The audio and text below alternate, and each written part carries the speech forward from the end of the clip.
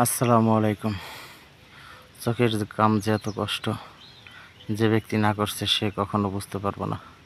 আমি চোখের কাম স্বাভাবিক করি না, আজ ঈদের পরের দিন, তাই একটু চোখের কামে আসছি। কারণ আমার দম ভরে যেতেছে, তাই না আমি চোখের মধ্যে শুয়ে রয়েছি। এটা চোখের কাম কত কষ্ট দেখছেন, আমি চোখের মধ্যে শুয়ে আছি। এই দেখেন কী অবস্থা আমাদের, খুব ভয়াবহ অবস্থা। চোখের মধ্যে আছি দেখছেন। ভুট্টা খেত, ভুট্টা খেত আর ভুট্টা খেত।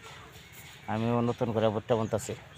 আমার কথায় তামুক ছিল, তাই ওই জায়গায় দেয় আল বাইতে পারি নাই, চারিদিকে ক্ষেত বুনা, না নাঙ্গল আসবো কীভাবে, তাই না ফিরে ওই যে আমার হাত নাঙ্গল দেয়া, নাঙ্গল দে ভাইয়া ভুট্টা বুনতেছি।